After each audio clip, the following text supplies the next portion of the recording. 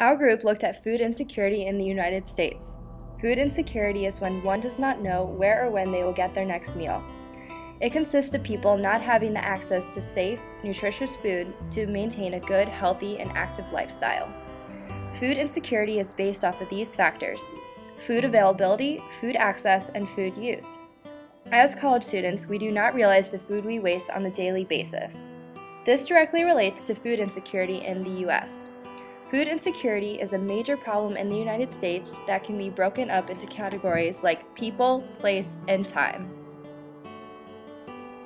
There are 16 million food insecure children in the U.S., which is 21.6% of children. 21 million children receive free or reduced price lunch during the school year, and there are 101,000 U.S. schools that operate national school lunch programs to provide meals to low-income children. But what happens during the summer? Only 2.3 million children receive meals during the summer months of 2009 through the Summer Food Service Program. Overall, there are 17 million households that are food insecure. On another note, kids who experience hunger are more likely to suffer from anxiety, depression, behavior problems, and other illnesses, and hungry adults miss more work and consume more health care than those who don't go hungry. And prior to contrary belief on this campus, 1 in 6 kids are food insecure. What do you think the rate of hunger is in America? 1 out of 12.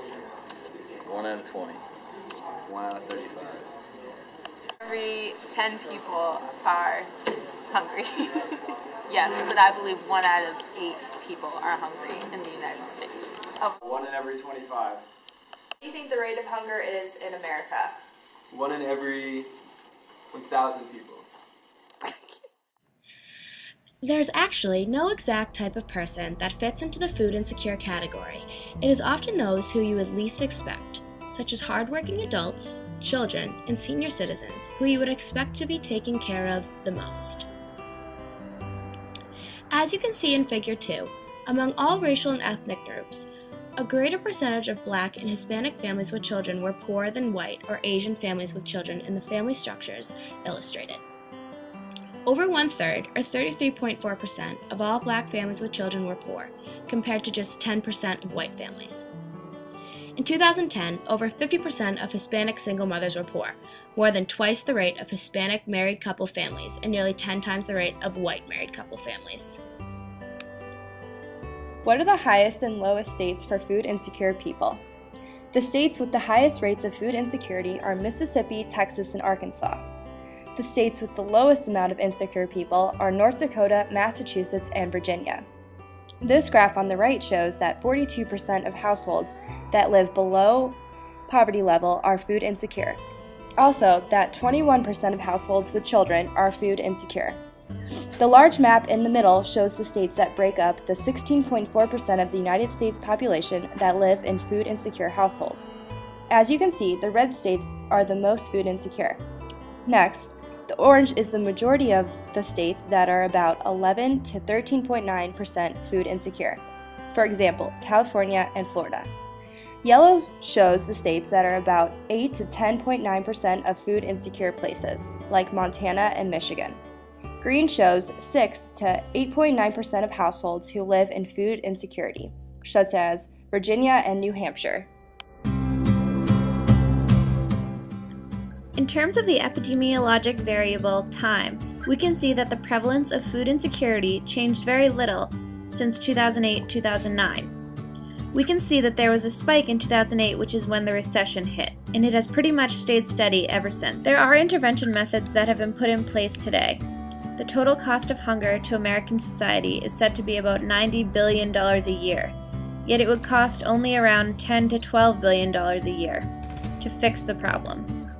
The SNAP Recovery Act is one of the intervention methods that has been put in place today. SNAP stands for Supplemental Nutrition Assistance Program, and it is a list of guidelines that families have to meet in order to participate in the program, such as income. However, right here on campus, Sodexo Dining Services has methods currently being implemented, yet these problems need to be addressed outside of the PC gates as well.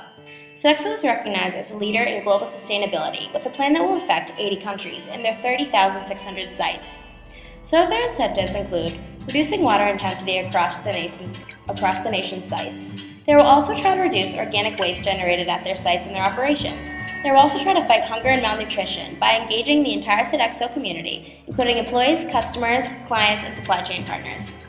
They also support a company-wide effort to donate perishable and non-perishable food. They also have a program called Feeding for Future, which is a summer lunch program tied with community hunger relief organizations to organize free lunches for kids in need. They also provide local food banks with nutritious, easy-to-prepare, non-perishable food for students at risk for hunger.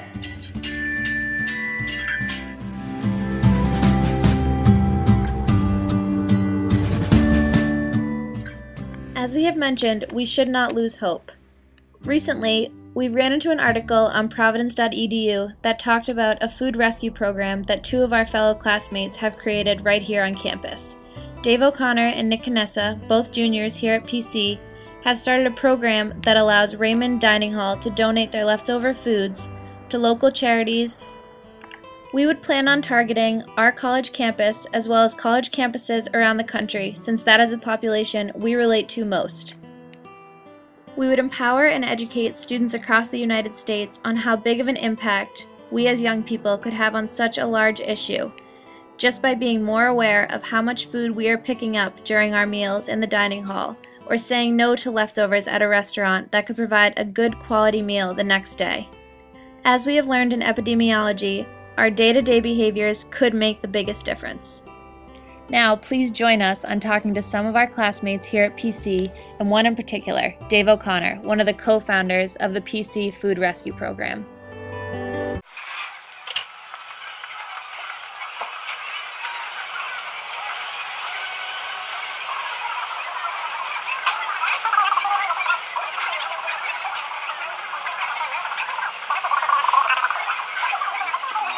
I'm the co-founder of the Fryer Food Rescue here at Providence College. Do you think wasting food is a problem on our campus? I think food waste is a big problem here and also in the United States and many other places around the world. And there's a lot of things we can do to change that. And what do you think we should do? I think just take the first steps is to address the problem and realize that it is an issue. And to realize that every time we go up and get food, to make sure that we're going to eat all that food. And if we're not, to make sure that we're giving it to somebody else. Can you tell us a little bit about the program you started here on campus? Sure. So the Fryer Food Rescue is affiliated with the Food Recovery Network. It's a national organization run by college students that make sure that food, specifically at college campuses and the surrounding area, can be used for good use. Currently, we work with 2 organizations, Mary House and Macaulay House, which are both food shelters that take care of underprivileged, typically homeless and low-income residents in the Providence area. And by donating the food in Ray, we're allowing them to better allocate their resources. These are organizations that don't have a lot of funding, and by donating food that's already pre-cooked, it allows them to use money for other things that they do, such as clothing, housing, and just meet the needs of the people in a much better way. Finish the food on your plate? No. Do you always take your leftovers home at restaurants? No. Food on your plate? No. Do you always take your leftovers home at restaurants? No. Finish the food on your plate in Ray? No. Do you ever use the expression, I'm starving? All the time. Use the phrase, I'm starving?